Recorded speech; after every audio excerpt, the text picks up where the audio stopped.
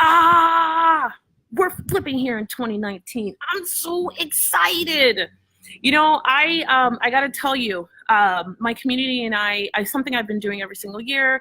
Yes, I know there's resolutions. No, I'm not interested in resolutions. So I just have one word that will be driving every decision, action, move, thing that I take, every business partner, every employee, every friend, every connection, every trip, every. And the word, my love, is relentless. That is hands down the word. And I thought about, I woke up this morning and I had the opportunity of reading something from my mentor, one of my mentors. And he's actually a friend of mine. And he said, he put up a post and he basically said, well, what's really real is what separates those who get there and those who don't get there is some simple stuff. We all went through New Year's yesterday, right? We all had the same day. And somehow there are those this morning who woke up and they're going, I'm going to take the day to rest and I'm going to enjoy the moment and I am going to just sit. And it's like, okay, but my dreams started last night at 11:59 for 2019. I don't have the time or the capacity or the wherewithal to sit. No, and he said something really important. He's like, the difference is that there are those who got up and then there are those who said, I'm going to stay in bed or I'm going to rest or I'm going to do whatever. And I'm not knocking anyone's decisions, but here's what's real for me is that I made a decision to wake up and start mapping and planning. As I think about 2019 and all the things that are here, here's what's so true. Everything I need, I already have. I have this dream inside of me. And, sometimes we get dreams and the dreams that we get, they're really scary. Like I don't know how scared you've ever been for a dream, but for me, like I am deadly afraid of the dream that I have. And I'm not afraid of it just because it's like, it's kind of big. No, my dream is so damn big. I'm kind of like this. I'm like, oh my gosh, like, can I really do this? Like, is it for real? Tiffany Largie, is it possible? And, I 100% believe that every person is given, we're given things, right? It's almost like we're given visions. We're given visions, we're given ideas, we're given really neat things, and we're given each of us because we are who we are. Now, when we're given it, we have a responsibility to give birth to it. And we don't have a responsibility just to give birth to it for the sake of giving birth to it. We have a responsibility to give birth to it because there are other people who need us. There are other people who are waiting on the other end of that dream, of that idea. If not, we would all have been given the same idea. We would all have been given the same moment. We would all have been given the same thing, but we're not. Each and every one of us are given something unique. And it's like, not only are we responsible for it, but I almost want you to think of yourself as the keeper of it. We're the keeper. Like, we have to hold on to it. So because that's the fact, because that's it, I'm like, man, not only are we the keeper of this thing,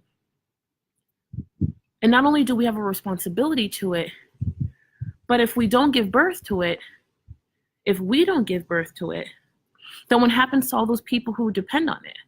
If we don't give birth to it, it's almost like how it's explained in The Big Magic. If we don't give birth to it, someone else will. I got to tell you, there are so many things I look back at in my life in the last 10 years. Not really necessarily just reflect, but there are so many things I look back at. I'm thinking, and I think to myself all the time, I let fear drive me for a long time. I stayed in a marriage that not only didn't serve me, but that was harmful to me and Jada and Maya for years and years and years. Because I was afraid. There were things I was given birth to then at that time. I lived in fear so much that I didn't make a move. I lived in fear so much that I just kind of stayed like this. I lived in fear so much that I really didn't, I just died every day. And it's like, what I didn't realize is that fear wasn't just like, fear's no good for you. Fear was literally killing me. I want you to think about it like in this sense, right? So fear is, I want you to think of it as a paralyzer. It's a physical paralyzer. It's an immobilizer, right? So if there's something in front of us and we're flipping afraid, we're going to go like this. Now, if it's me and it's a spider, I'm going to go like this, okay? So there's two variations of this, but stay with me, stay focused. Because the reality is that no matter what, I'm not gonna move any longer towards that thing. So for me, being in that marriage, being abused, being afraid. Now, I had things that I needed to give birth to. I had things that I needed to do, but I was so afraid. Hey, Misha, how you doing?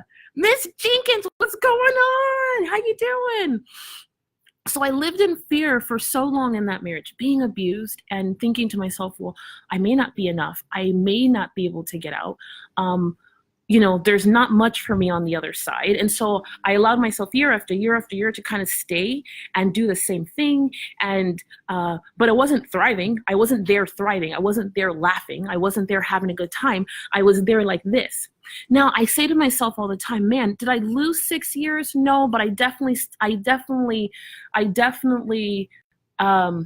was trapped for 6 years. And here's the craziest part about that. I was the only one with the key to let myself out. So the fascinating thing about this concept of fear and why I'm like, you know what? Yes, I'm going to wake up early today because I have the opportunity to. Yes, I'm absolutely going to step. This is not about not being afraid anymore. No, this is about me acknowledging the fact that, damn, I've got some dreams that are so big and they're so outlandish and they're so crazyville USA that I'm like, absolutely, I'm gonna be afraid still, but I'm gonna move anyways. Now, I don't know where you are right now. I'm not saying, hey, you don't need to be afraid. I'm not saying you're magically going to be, fearless and just walk into this, but I will 100% say this to you. You owe it to yourself and to everything you love, every person you love, everything that you fight for every day, not just to dream, damn it, but to dream as wildly as you possibly can. To dream as wildly as you possibly can, because we have the opportunity. This is the greatest time, period. We have the opportunity. My parents did not have the opportunity to dream wildly.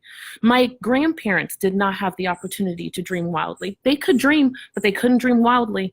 They could dream to an extent, but they all had a roof. They had a really strong roof over their heads. Man, I have the opportunity to dream and to dream wildly. Damn it, I better do it. I owe it to my children. I owe it to the children who I've never met. I owe it to all of the people who watch me, who look and see me, hands down, not only to step into that, but I owe it to them to fight for that dream. I owe it to them to do everything within my power. Waking up at 9 o'clock is not everything in my power. I have the ability to wake up at 6. Making the extra calls that I need to make for the day is not making them. It's like so many times we look at the things that don't happen and then we're like, oh, how did that happen? Oh my gosh, I don't know. I got this, the children needed this person got sick. Oh, it's too late in the day. And we just kind of come up with things. And I said to myself, you know what?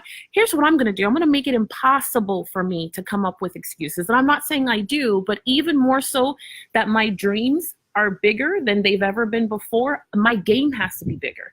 Everything I do has to be bigger. My strength, my mind, my heart, my I don't want to say spirituality, but my capacity to receive energy and to deliver energy has to be greater. I cannot use what I did in 2018. That's impossible. Does that even make sense? It's like, I got to match the dream, and I can't start at the end of January, nor can I start next week, nor can I start tomorrow, damn it. Because you know what happens to everybody? They're like, okay, here's what I'm going to do. Today is the first. I'm going to rest. I'm going to relax. I'm going to sit. And then tomorrow I'm going to do it. And then tomorrow this and this happens. And then tomorrow you find yourself, you know what, I'm going to start fresh on Monday, on the 7th. And then somehow you're like, you know what, this is not going to work out, so I'm going to start February 1st. And then before you know it, it's flipping April 18th, and you're sitting there like a jackass, and you're like, what the hell happened to the year? No, I started today. I went to bed at 3 a.m. like everybody else. I partied with my family like everybody else. But make no mistake about it, I was up bright and early this morning, remapping, looking at the dream, and more importantly, making sure that I have the resources in place to get there. Not for the rest of the year, just for January, period. I owe it to myself, and I owe it to everyone who believes in me, not to do any of this half-assed.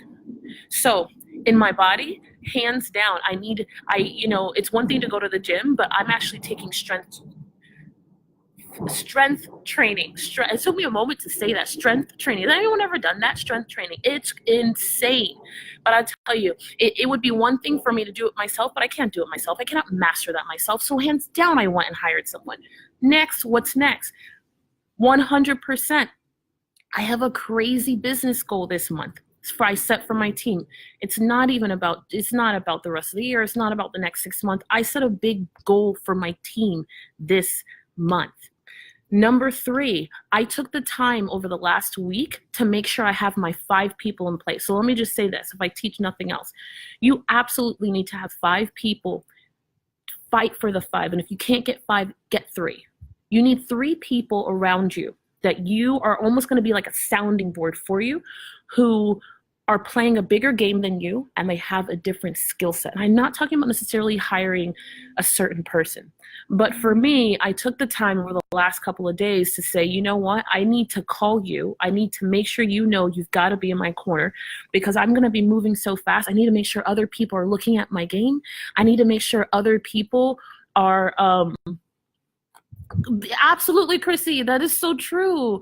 Big visions are supposed to scare you, but big visions are one thing, dreams are another. It's like there are things that I dream, and these are things that I dream for myself that I want. But sometimes we're given visions of things that we're supposed to do or fulfill. Like there are people out there that I know who need me that I've never met. That's different. That's a vision. It's not necessarily my dream. Does that make sense? Does anybody understand that? I want to know if anyone understands that. A dream is one thing. That's something I want to make happen, okay? A vision is something totally different. That's something that sits upon me. That's something that's been given to me. And it may not even have anything to do with myself. It may have to do with a skill or a gift or a talent. And that's the difference. And for me, yes, I've got big dreams, but more importantly, I've been given the responsibility of a vision. Onwards to Freedom 3 years ago was a mere idea. But when I sat and I owned, for those of you who don't know, I sold a company in 2015. We were doing $2.5 million in revenue. And I had 15 employees in 3 offices, and I was on track in the next 5 to 7 years to do $10 million. My business partners were Xerox Corporation and Hewlett Packard. And I didn't really have a dream to be a teacher or speaker. I had zero interest of being on stage. I had zero interest in connecting with people like that. But one hands down, I had a vision. And I knew that there were people who needed me. And I kind of was like, but I don't want to be on stage. I'm not interested in that. And I was like, I don't really want to ... But it's like, here's my reality check. When you're called, you're called. When you're called to do something, you're called to do something. You've been given skills, resources, or a talent and a heart for something that needs you. It needs your heart. It needs what you're capable of doing. And that's what Onwards to Freedom is. We've built a worldwide community called Onwards to Freedom. And sometimes I'm like in awe of it. I'm like, are you for real? We were just looking at how many countries and people who've tapped into this concept of do the damn thing and Onwards to Freedom and own your story and stop apologizing for it. And damn it, build a business. And damn it, be possible. I would have never have imagined years ago that would be where I am today, but hands down it is. So that's it. I am 100%. I have a whole list of things here. This is exactly how we can help. So if you don't know who I am, let me quickly, if you're like, what the hell is this random woman talking with bright pink lipstick? 15 years ago, I gave birth to a girl. Actually, she'll be 16 on the 24th. So I gave birth to a baby girl, and I had another child 18 months later. And I was young, and I had 2 kids, and I became a single mom. Got tired of putting Jane and Maya to bed hungry. I put them to bed hungry all the time. And every day it sucked. And every day I wanted to die. And every day I wanted to give up. And every day I just felt like the world hated me. And I felt like God had abandoned me. And I wasn't bitter. I was just pissed off. I was just angry. Like I was just mad because I didn't understand. I felt like I had done all the right things. I felt like I was a good person. And here I am. I can't feed Jada and Maya. I can't put them, I'm putting them to bed hungry. I hate myself. Their dad's nowhere to be found. And when he was found, it was drama and pain and whatever. And I leave that space and I build 3 multiple, I make a decision to stop thinking small. Let me insert that. I make a decision to stop thinking small. I don't get a college degree. I don't go to school. I don't embark on some journey, but I definitely make a decision to stop thinking small. And when I make a decision to stop thinking small, my whole world changes. I go from being that woman and being angry and pissed off and all of that, to building 3 multiple 6-figure businesses and going on to build a multiple 7-figure business. It's like, man, I would have never imagined that that would be possible in my lifetime. Never. I didn't do anything different, meaning I didn't get a certification or a license. I didn't marry somebody. I wasn't in the right place at the right time. I didn't invent a product. I don't write codes. I didn't create anything cool. I just started to stop thinking. I just started not believing it was possible. I just started owning my story, and I stopped apologizing for it, and I stopped thinking small. And inside of this concept of don't think small, I learned how to do the damn thing. And that, hands down, for me, was a game changer. And here we are today. So as we walk into this year, I have a whole list of what some of the small things that are shifting in our world. And I'd love, love, love for you to come and join us in what we're doing. And more importantly, I would love to hear what's happening in your life. I'd love to hear what questions, thoughts, ideas, that you may have going on. And I love you to pieces. So Tiffany Largie is gone. Teaching on my business page starts today. It is going to start today. And, I'm pretty excited about it. See you soon. Bye.